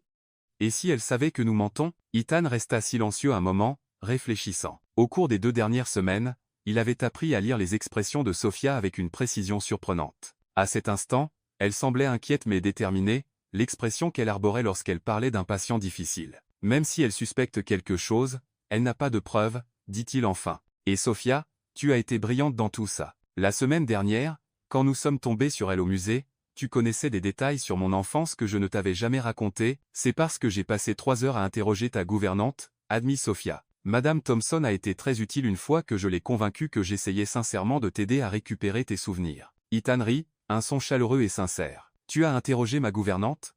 Et mon chauffeur, et mon assistant, et cette femme qui tient la boutique de fleurs près de mon bureau, celle qui fait les arrangements de ma mère depuis 15 ans, Sophia sourit. Je suis très minutieuse quand je me prépare pour une opération. Ce n'est pas si différent. Rappelle-moi de ne jamais te sous-estimer, dit Ethan, se penchant à travers la petite table pour embrasser son front. Tu vas t'en sortir à ce déjeuner. Tu me connais mieux maintenant que la plupart des gens qui me côtoient depuis des années. C'était vrai. En 2 semaines de vie commune, Sophia avait appris des choses sur Ethan qui le surprenaient lui-même. Elle savait qu'il était gaucher mais qu'on l'avait forcé à écrire de la main droite lorsqu'il était enfant. Elle savait qu'il avait une cicatrice sur le genou après être tombé de vélo à 7 ans, et qu'il se sentait encore coupable d'avoir menti à sa nourrice sur la cause de l'accident. Elle savait qu'il lisait des romans policiers quand il ne pouvait pas dormir, qu'il fredonnait inconsciemment quand il était concentré, et qu'il faisait des blagues affreuses quand il était nerveux. Elle savait aussi qu'il était gentil d'une manière que sa persona publique ne montrait jamais. Il avait discrètement organisé pour que le food truck de Madame Lee fournisse un événement caritatif à Mount Sinai. Il avait envoyé des fleurs aux infirmières qui s'étaient occupées de lui après son accident. Il avait passé 1 heure au téléphone à aider le voisin âgé de Sophia à comprendre son nouveau smartphone, faisant preuve d'une patience qui aurait choqué n'importe qui dans son monde des affaires. « Sophia, dit Ethan doucement, ce que nous faisons ici, ça fonctionne. Nous fonctionnons. Quoi que ma mère planifie, nous pouvons le gérer ensemble. » Sophia hocha la tête, mais une ombre d'inquiétude persistait dans son expression. « Ethan, il y a autre chose dont nous devons parler. Le docteur Wong a appelé hier aussi. » La fourchette d'Ethan s'arrêta à mi-chemin de sa bouche. « Que voulait-elle? Elle veut te voir la semaine prochaine pour une évaluation finale. Elle est satisfaite de tes progrès et pense que tu es prêt à reprendre des activités normales. » Sophia croisa son regard avec assurance. « Elle pense que ta mémoire est presque entièrement revenue. » Les implications pesaient dans l'air entre eux. Ils avaient toujours su que ce moment viendrait, le moment où Ethan devrait retrouver sa mémoire et retourner à sa vraie vie. Mais d'une certaine manière, dans la félicité domestique des 2 dernières semaines, cela avait semblé être une préoccupation lointaine. « Qu'est-ce dit? Je lui ai dit que nous programmerions quelque chose pour la semaine prochaine. Mais Ethan, nous devons commencer à penser à ce qui vient ensuite. Ta mère s'attend à ce que tu te souviennes de tout bientôt. Tes partenaires commerciaux posent des questions sur ton retour à pleine capacité. Et Charlotte? La voix de Sophia s'éteignit. Quoi, Charlotte? Elle a appelé et envoyé des fleurs. Et hier, elle est passée à Mount Sinai pour demander à Dr. Wong des nouvelles de ton pronostic. La mâchoire de Sophia se crispa légèrement. Elle est très préoccupée par ta récupération. Ethan tendit la main à travers la table et prit celle de Sophia. Charlotte est préoccupée par la fusion, pas par moi. Et quand ma mémoire reviendra, elle sera très déçue de découvrir que je me souviens exactement pourquoi je t'ai épousé plus tôt qu'elle. Mais le feras-tu? Demanda Sophia doucement. Ethan, quand tu retourneras à ton ancienne vie, entouré de toutes les choses et les gens que tu as laissés derrière, voudras-tu encore de ça? Voudras-tu encore de moi? La vulnérabilité dans sa voix serra la poitrine d'Ethan. Il comprenait sa peur. Il avait lui-même lutté contre les mêmes doutes. Leur relation s'était forgée dans la bulle de son petit appartement, dans le contexte d'un rôle qui lui permettait d'être quelqu'un de différent de ce qu'il avait toujours été. Que se passerait-il lorsque la réalité s'imposerait? Sophia Alvarez Caldwell, dit-il, portant sa main à ses lèvres, je n'ai jamais été plus sûr de quoi que ce soit dans ma vie. Ceci, nous, c'est la chose la plus réelle que j'ai jamais vécue. Penses-tu que je vais abandonner ça pour retourner à une vie qui me tuait lentement? Mais ta famille, ton entreprise, devront accepter qu'Ethan Caldwell a grandi et appris à prendre ses propres décisions. La voix d'Ethan était ferme. Sophia, quand tout cela a commencé, je pensais m'échapper d'une vie vers une fantaisie temporaire. Mais ce que j'ai réalisé, c'est que je ne m'échappais pas de ma vie, je m'échappais vers elle, vers la vie que j'étais censé vivre. Sophia étudia son visage, cherchant un doute ou une incertitude. Au lieu de cela, elle vit la même détermination constante qui avait caractérisé chaque décision majeure qu'il avait prise depuis qu'elle le connaissait. D'accord, dit-elle enfin. Mais Ethan,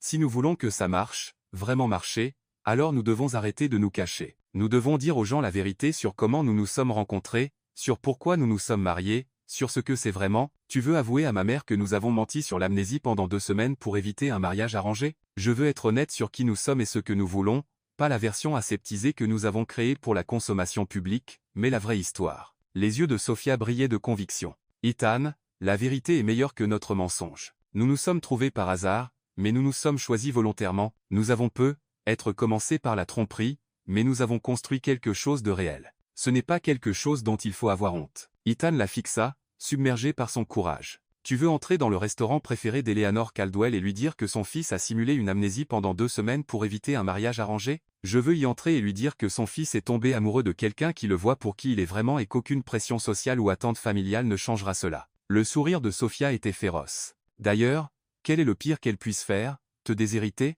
En fait, oui. C'est exactement ce qu'elle pourrait faire. Alors elle ratera l'occasion de connaître l'homme incroyable que son fils est devenu lorsqu'il était libre de choisir son propre chemin. Sophia se leva, soudain pleine d'énergie. Ethan, nous avons passé 2 semaines à avoir peur de ce qui se passerait quand la vérité éclaterait, mais être qu'il est temps de contrôler le récit nous-mêmes. Ethan la regarda faire les 100 pas dans la petite cuisine, son esprit visiblement en train de parcourir les possibilités et les plans. C'était Sophia dans son élément, affrontant une crise de front avec intelligence et détermination. « À quoi y penses-tu » demanda-t-il. « Je pense que nous devrions tout dire à ta mère aujourd'hui au déjeuner. Nous exposons tout, la fausse amnésie, le mariage arrangé que tu essayais d'éviter, comment nous nous sommes rencontrés, pourquoi nous avons décidé de rendre ça réel. » Sophia se tourna pour lui faire face. « Nous lui retirons la capacité de nous exposer en nous exposant nous-mêmes d'abord. Ethan, c'est incroyablement risqué. L'était aussi de prétendre être ta femme en premier lieu. L'était aussi de te laisser emménager ici. L'était aussi de tomber amoureuse de toi. »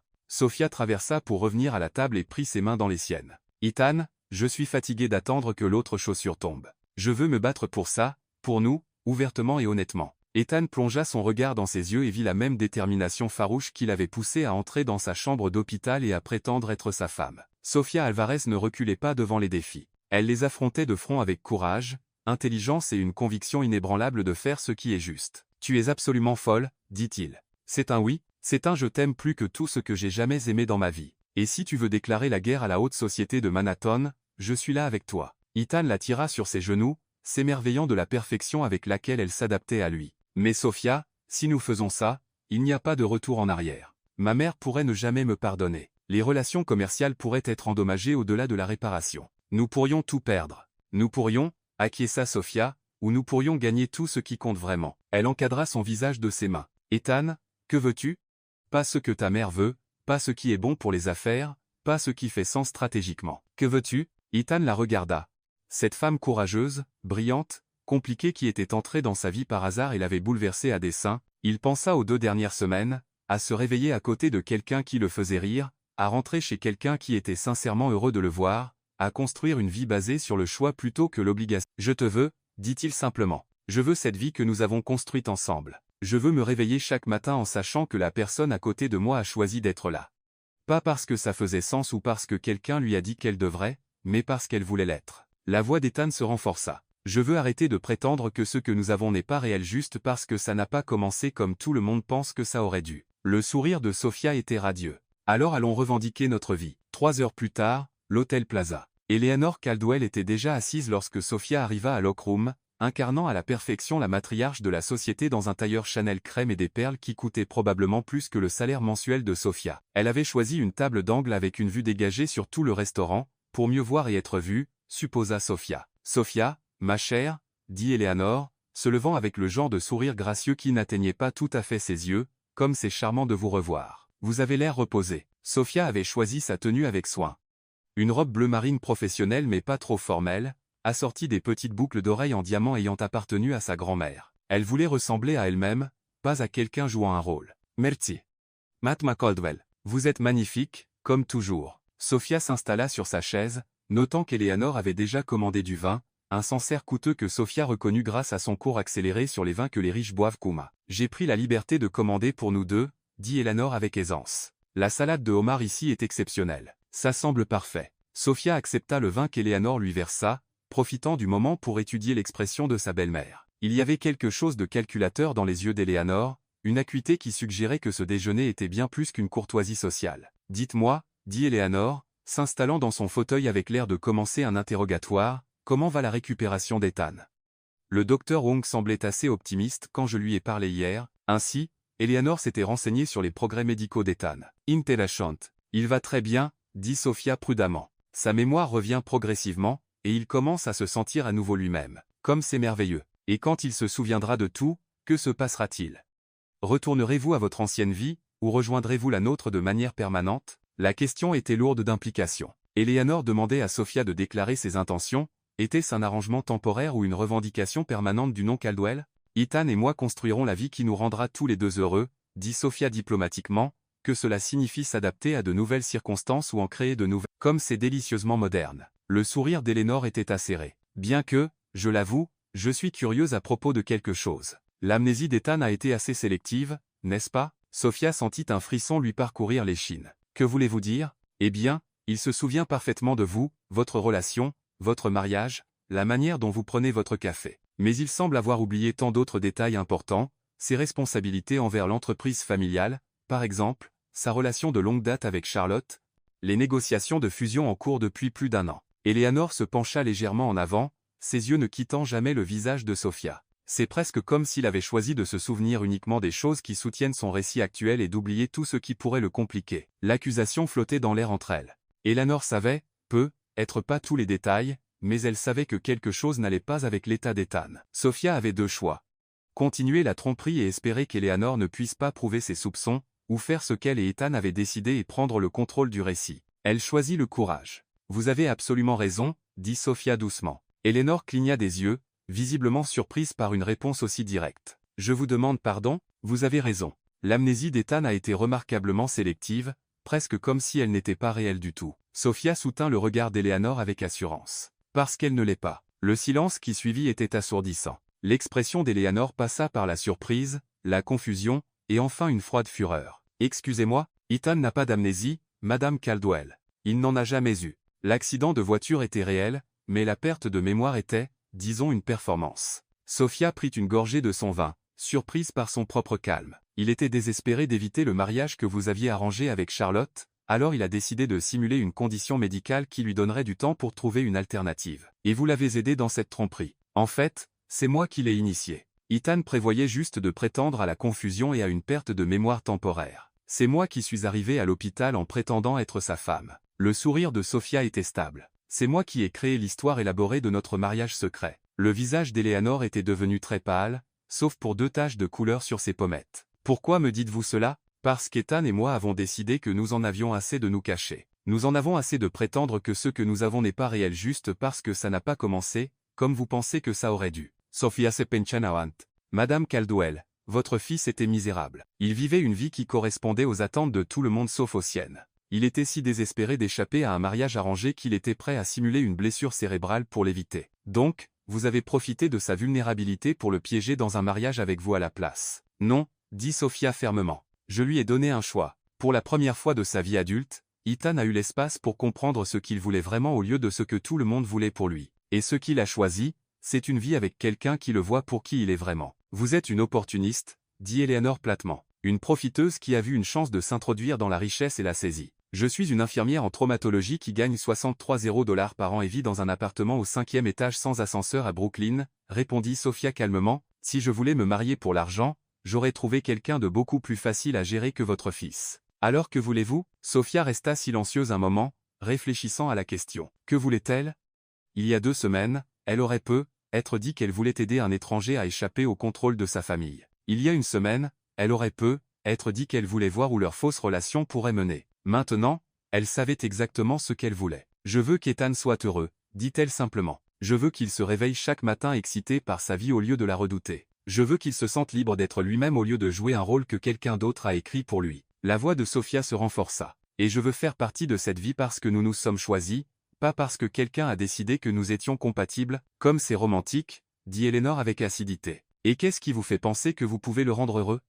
Vous n'avez rien en commun. Vous venez de mondes totalement différents. Vous ne savez rien de ses responsabilités ou des pressions auxquelles il fait face. Vous avez raison, nous venons de mondes différents. Mais Madame Caldwell, en 2 semaines avec Ethan, j'ai vu un homme que je reconnais à peine dans les articles de journaux. Les yeux de Sophia brillaient de conviction. Il rit maintenant, un vrai rire, pas la version polie de la société. Il cuisine le petit déjeuner, fait la lessive et lit des romans policiers avant de se coucher. Il parle avec ma voisine âgée de son jardin et se souvient des noms des infirmières qui se sont occupées de lui. Comme c'est merveilleusement domestique. Mais ce n'est pas le monde réel, Sophia. C'est une fantaisie que vous avez créée dans votre petit appartement. Quand Ethan reviendra à sa vraie vie avec ses exigences, ses attentes et ses responsabilités, votre félicité domestique semblera bien superficielle. Alors peut-être que sa vraie vie est le problème, pas notre bonheur. Sophia posa son verre de vin, avec une précision délibérée. Madame Caldwell, je comprends que vous aimez votre fils et voulez ce qu'il y a de mieux pour lui, mais ce qu'il y a de mieux pour Ethan n'est pas nécessairement ce qu'il y a de mieux pour l'entreprise familiale, les attentes sociales ou la fusion avec les Langford. Et vous pensez savoir ce qui est le mieux pour lui mieux que sa propre mère? Je pense qu'Ethan sait ce qui est le mieux pour lui mieux que quiconque. Et quand il est libre de choisir sans pression, manipulation ou culpabilité, il choisit une vie qui le rend heureux. La voix de Sophia était douce mais sans compromis. Il me choisit. Eleanor resta silencieuse un long moment, son expression indéchiffrable. Enfin. Elle parle. Que voulez-vous de moi, Sophia? Une approbation, une acceptation, ma bénédiction pour cette mascarade élaborée? Je veux que vous donniez à Ethan l'espace de vivre sa propre vie. Je veux que vous arrêtiez d'essayer de contrôler ses choix par la manipulation et la culpabilité. Et je veux que vous envisagiez la possibilité que, peut-être, juste peut-être, une femme qui aime votre fils pour qui il est vraiment pourrait être meilleure pour lui. Qu'une femme qu'il aime pour qui vous voulez qu'il soit. Eleanor fixa Sophia un long moment, puis sortit lentement son téléphone. Ethan, dit-elle lorsqu'il répondit, pourrais-tu rejoindre Sophia et moi pour un café? Nous sommes au plaza. Oui, maintenant. Non, tout va bien. Nous avons juste quelque chose à discuter. Elle raccrocha et se tourna vers Sophia. Votre mari sera là dans 20 minutes. Je vous suggère d'utiliser ce temps pour le préparer à ce qui va suivre. Ce qui va suivre? Le sourire d'Eleanor était acéré, mais pas totalement dépourvu de gentillesse. Le vrai test. Sophia, si vous pensez que me convaincre était difficile, attendez de rencontrer le reste de la famille, le conseil d'administration, et chaque reporter mondain de Manhattan qui se demande pourquoi Ethan Caldwell a soudainement disparu de la scène sociale. Sophia ressentit une pointe de nervosité, mais elle fut éclipsée par un soulagement. Eleanor n'allait pas les exposer. Elle n'allait pas détruire la réputation d'Ethan ou leur relation. Êtes-vous en train de dire que vous nous soutiendrez? Je dis que je vous donnerai une chance de prouver que cette relation est aussi réelle que vous le prétendez. Mais Sophia, la voix d'Eleanor se durcit légèrement, si vous faites du mal à mon fils, si cela s'avère être une escroquerie élaborée, si vous brisez son cœur ou endommagez sa réputation, je vous détruirai de manière que vous ne pouvez même pas imaginer. Complice, dit Sophia calmement. Mais Madame Caldwell, si vous essayez de manipuler Ethan, ou de le pousser à abandonner son bonheur pour servir votre agenda, vous découvrirez que je peux être tout aussi protectrice envers lui que vous l'êtes. Eleanor sourit réellement à cela, un vrai sourire, pas la version mondaine. Bien, dit-elle. Ethan mérite quelqu'un qui se battra pour lui. Quand Ethan arriva 20 minutes plus tard, légèrement essoufflé et visiblement inquiet de ce que Sophia aurait pu dire à sa mère, il les trouva en train de partager un dessert et de discuter de la logistique pour intégrer une infirmière en traumatologie dans la société de Manhattan. « Que se passe-t-il ici » demanda-t-il, s'installant sur la chaise entre elles. « Ta femme, dit Eleanor sèchement, vient de m'expliquer que tu as simulé une amnésie pendant 2 semaines pour éviter d'épouser Charlotte Langford. Ethan s'est fier, mère, et je lui ai dit que bien que je désapprouve la tromperie, je comprends le désespoir qui y a conduit. » La voix d'Eleanor était soigneusement neutre. « Il semble que j'ai être été trop investi dans la planification de ta vie sans te consulter sur ce que tu voulais vraiment. » Ethan fixa sa mère, visiblement en difficulté pour traiter ce tournant inattendu des événements. « Est-ce en train de dire, je dis que si Sophia te rend aussi heureux qu'elle le prétend, alors devrais-je me concentrer sur soutenir ce bonheur au lieu d'essayer de le rediriger ?» Le sourire d'Eleanor était petit mais sincère. « Bien que, Ethan, nous aurons une très longue conversation sur l'honnêteté, la communication et la manière appropriée de gérer les désaccords avec ta famille, cela signifie-t-il que tu ne vas pas me déshériter ?» demanda Ethan, et Sophia pouvait entendre la vulnérabilité sous sa tentative d'humour. « Cela signifie que je vais essayer très fort de me rappeler que mon rôle en tant que mère est d'aimer et de soutenir l'homme que tu es devenu, pas de te forcer à être l'homme que je pensais que tu devrais être. » Eleanor tendit la main et serra la sienne. « Bien que je me réserve le droit d'être agacé par les dramatiques. Une fausse amnésie, Ethan ? Vraiment ? Ça semblait une bonne idée à l'époque, dit Ethan faiblement. C'était une idée terrible qui a remarquablement bien fonctionné, intervint Sophia. Si Ethan n'avait pas simulé cette amnésie, nous ne nous serions jamais rencontrés. Et Madame Caldwell, je vous promets, Ethan a être commencé tout cela comme un plan d'évasion, mais ce que nous avons construit ensemble est réel. » Eleanor étudia le visage de Sophia un moment, puis hocha lentement la tête. « Je vous crois, ce qui signifie que je suppose que je devrais vous accueillir dans la famille correctement. » Elle tendit la main à travers la table. « Bonjour, Sophia. Je suis Eleanor, votre belle-mère. Nous semblons avoir commencé de manière plutôt non conventionnelle. » Sophia serra sa main, souriant. « Bonjour, Eleanor. Je suis Sophia, la femme de votre fils, et je pense que non conventionnel pourrait être notre spécialité. » Ethan regarda entre elles, encore légèrement étourdi par le rapide tournant des événements. « Alors, que se passe-t-il maintenant ?»« Maintenant, dit Eleanor, faisant signe pour l'addition, nous déterminons comment gérer les Langford, les médias, et le fait que la moitié de la société de Manhattan pense que tu te remets d'une blessure cérébrale depuis 2 semaines. » Elle marqua une pause, une lueur malicieuse dans les yeux. « Je suggère que nous leur disions que l'amour est le meilleur médicament et que ta récupération a été miraculeuse. » « Et Charlotte ?» demanda Sophia. « Charlotte est une fille charmante qui mérite quelqu'un qui veut réellement l'épouser, pas quelqu'un si désespéré de l'éviter qu'il simulerait une amnésie. » La voix d'Eleanor était ferme. « Elle sera déçue, mais elle n'a pas le cœur brisé. Croyez-moi, si Charlotte Langford avait été amoureuse d'Ethan, elle aurait été à son chevet tous les jours, pas à appeler pour vérifier les délais de fusion. » Ethan tendit la main sous la table pour prendre celle de Sophia, serrant ses doigts. « Sophia, es-tu sûre de ça ? Une fois que nous rendrons publique la vraie histoire, il n'y aura pas de retour en arrière. Tu seras sous le regard de tous. » « Ethan Caldwell, dit Sophia, sa voix chaude d'affection et de certitude, je suis entré dans une chambre d'hôpital et j'ai prétendu être ta femme alors que je ne t'avais jamais vu de ma vie. Je pense que je peux gérer un peu de commérage mondain. D'ailleurs, ajouta Eleanor, son ton considérablement plus chaleureux qu'il ne l'était une heure plus tôt, j'ai une certaine expérience dans la gestion des commérages mondains. Sophia, si vous êtes déterminée à faire partie de cette famille, vous devrez apprendre à utiliser le moulin à rumeurs à votre avantage au lieu de le laisser vous utiliser. Sophia sourit. Êtes-vous en train de proposer de m'apprendre ? Je propose de vous armer pour la bataille, car ne vous y trompez pas, il y aura des gens qui désapprouveront cette union, qui questionneront vos motifs, votre passé et votre droit à faire partie de la vie d'Ethan. L'expression d'Eleanor était féroce. Mais ils devront passer par moi pour vous atteindre, et je ne perds pas gracieusement. Ethan fixa sa mère, submergé par ce tournant inattendu des événements. Maman, merci. Ne me remercie pas encore. Attends de voir à quoi ressemble vraiment ta nouvelle vie. Eleanor se leva, rassemblant son sac avec l'efficacité de quelqu'un habitué à commander. Sophia, déjeuner jeudi. Nous avons beaucoup de travail à faire, si nous voulons vous intégrer correctement dans la société. Et Ethan, tu dînes avec ton père ce soir. Il voudra discuter des implications commerciales de ta récupération miraculeuse. Alors qu'Eleanor s'éloignait, Sophia et Ethan restèrent assis en silence, stupéfaits, pendant un moment. Est-ce que ça vient vraiment d'arriver ? Demanda Ethan finalement. Je pense que ta mère vient de m'adopter, dit Sophia, encore en train de digérer la conversation. Ethan, elle n'est pas ce à quoi je m'attendais. Eleanor Caldwell ne fait jamais ce que les gens attendent. C'est sa plus grande force et sa qualité la plus terrifiante. Ethan porta la main de Sophia à ses lèvres. Sophia, tu as été incroyable. Je n'arrive pas à croire que tu lui as tout dit. Je t'ai dit que j'en avais assez de me cacher. Ethan, ça peut être compliqué, contrôlant et enveloppé d'attentes, mais elle veut sincèrement que tu sois heureux. Sophia sourit. Elle avait juste besoin de comprendre que le bonheur pourrait être différent de ce qu'elle avait prévu. Et toi?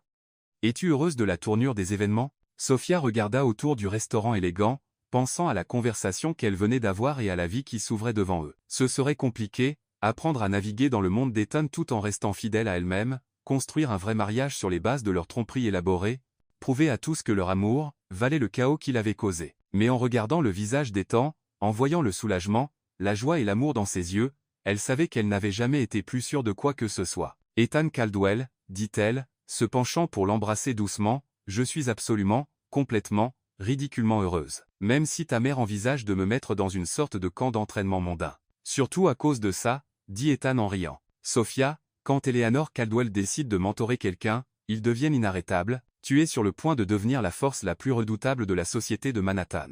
Bien, dit Sophia, ses yeux scintillant de malice. Il faut bien que quelqu'un secoue les choses par ici. Alors qu'ils quittaient le plaza ensemble, main dans la main et ne se cachant plus derrière des tromperies élaborées, Ethan se sentait comme s'il marchait vers la vie qu'il était toujours destiné à vivre. Il avait fallu un faux accident, une amnésie feinte, et un véritable ange gardien déguisé en infirmière en traumatologie pour l'amener ici, mais maintenant, enfin, il était exactement là où il devait être. 6 mois plus tard, Central Park. Dis-moi encore pourquoi nous faisons ça, demanda Sophia, ajustant sa robe de mariée pour la 12e fois. C'était une robe simple mais élégante, rien à voir avec la confection élaborée qu'Eleanor avait initialement suggérée, mais exactement ce que Sophia voulait. Parce que, dit Ethan, ajustant sa cravate, apparemment, notre mariage secret ne compte pas puisqu'il a eu lieu dans notre imagination, et parce que ma mère a menacé de planifier un mariage avec ou sans notre participation si nous ne le faisions pas nous-mêmes. Et parce que Madame Lee a insisté pour que nous ayons un vrai mariage si nous voulions notre repas gratuit. Sophia ajouta en souriant, ils se tenaient près de la fontaine Bethesda, exactement là où leur rencontre fictive était censée avoir eu lieu. Autour d'eux, leurs amis et leurs familles s'étaient réunis pour ce qu'Eleanor avait surnommé le mariage le plus non conventionnel de la saison mondaine, une cérémonie en plein air à Central Park, servie par le food truck de Madame Lee, avec des invités allant des figures de la société de Manhattan aux collègues infirmières de Sophia en passant par Madame Thompson, la gouvernante. « Es-tu nerveux ?» demanda Ethan, prenant les mains de Sophia dans les siennes. Terrifiée, admit Sophia. Et si nous étions meilleurs à être faussement mariés qu'à l'être vraiment, alors nous trouverons une solution ensemble, comme pour tout le reste. Le sourire d'Ethan était doux et certain. Sophia, il y a 6 mois, j'étais si désespéré d'échapper à ma vie que j'étais prêt à simuler une blessure cérébrale. Aujourd'hui, je ne peux pas imaginer vouloir être ailleurs qu'ici avec toi, entouré de tous ceux qui comptent pour nous. Même Charlotte ?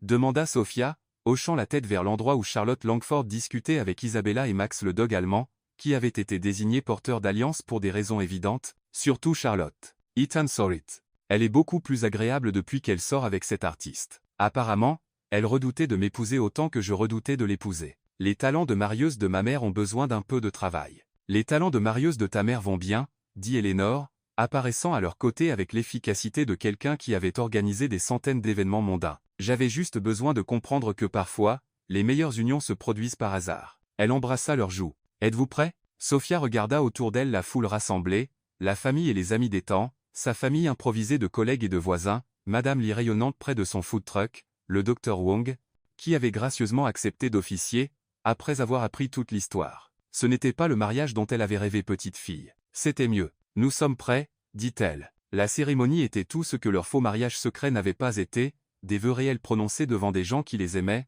des promesses sincères faites en pleine connaissance de ce à quoi ils s'engageaient, et le genre de joie qui vient de choisir l'amour, plutôt que la commodité. Quand le docteur Wong les déclara mari et femme, pour de vrai cette fois, et qu'Ethan embrassa Sophia pendant que Max aboyait avec enthousiasme et que Madame Lee applaudissait en coréen, Sophia sentit que son cœur pourrait éclater de bonheur. Alors, dit Ethan contre ses lèvres, comment te sens-tu d'être vraiment marié à moi? Exactement comme être faussement marié à toi, dit Sophia en riant. Sauf que maintenant, je n'ai plus à m'inquiéter que quelqu'un découvre notre secret. Nous avons encore des secrets, dit Ethan, ses yeux pétillants de malice. Je ne t'ai jamais parlé de la fois où j'ai vraiment eu une amnésie à 12 ans, et convaincu ma nourrice que j'étais un pirate pendant 3 jours. Ethan Caldwell, as-tu eu l'idée de ta fausse amnésie à partir d'une blessure à la tête dans ton enfance? Peut-être, dit-il, la faisant tournoyer alors que leurs invités applaudissaient. Est-ce un problème, Madame Caldwell? Sophia regarda leur cortège de mariage non conventionnel, Eleanor discutant avec animation avec Isabella à propos des candidatures à l'école de médecine, Charlotte enseignant à M. L'un, le voisin âgé de Sophia, comment prendre des photos avec son téléphone, Madame Lee dirigeant l'installation de la restauration avec l'autorité d'un général commandant ses troupes, et des dizaines d'autres personnes qui étaient devenues d'une certaine manière partie de leur histoire. Le seul problème, dit Sophia, c'est que j'ai peur d'être trop heureuse. Et si tout ça n'était qu'un rêve et que je me réveillais dans mon ancienne vie, alors je te retrouverai, dit Ethan simplement. Je mettrai en scène n'importe quel accident nécessaire, simulerai n'importe quelle condition requise, raconterai n'importe quel mensonge élaboré nécessaire pour te récupérer. Sa voix devint sérieuse. Sophia, tu m'as sauvée, pas seulement de ce mariage arrangé, mais d'une vie où je disparaissais lentement dans les attentes de quelqu'un d'autre. Tu m'as donné la permission d'être moi-même, et ensuite tu as aimé celui que je suis devenu. Tu t'es sauvé toi-même, corrigea Sophia. Je t'ai juste donné l'espace pour le faire. Nous nous sommes sauvés l'un l'autre, dit Ethan. Et Sophia savait qu'il avait raison. Alors que le soleil se couchait sur Central Park et que leurs amis et leurs familles fêtaient autour du food truck de Madame Lee, Sophia pensa à la chaîne d'événements qui les avait amenés ici, un faux accident, un mariage fin, une histoire d'amour très réelle qui avait fleuri dans l'espace entre la tromperie et la vérité. C'était désordonné, compliqué et totalement non conventionnel. C'était parfait. Prête pour notre lune de miel, Madame Caldwell ? Demanda Ethan alors qu'ils se préparaient à partir pour leur escapade de week-end dans un petit bed and breakfast dans les Hamptons, où ils avaient décidé de commencer leur vrai mariage. J'ai été prête depuis le moment où je suis entrée dans cette chambre d'hôpital et ai décidé de sauver un étranger, dit Sophia. La meilleure décision que tu aies jamais prise ? Sophia regarda son mari, son vrai mari maintenant, et ressentit le même frisson d'excitation et de possibilité qu'elle avait ressenti le premier jour. Demande-moi encore dans 50 ans, dit-elle. Mais elle souriait déjà. Alors qu'ils s'éloignaient de Central Park, se dirigeant vers leur avenir ensemble, Ethan tendit la main et prit celle de Sophia. Sophia, merci pour tout, pour le mensonge qui est devenu la vérité, pour l'accident qui a conduit à l'éternité, pour m'avoir appris que parfois les meilleures choses dans la vie sont celles qu'on ne voit jamais venir. Sophia serra sa main, regardant les lumières de la ville défiler à travers la fenêtre. Merci d'avoir valu le saut, dit-elle. Et alors que Manhattan s'estompait derrière eux et que leur vraie vie ensemble s'étendait devant, Ethan et Sophia savaient tous deux que parfois, les accidents les plus parfaits sont ceux qui ressemblent au destin. Fin.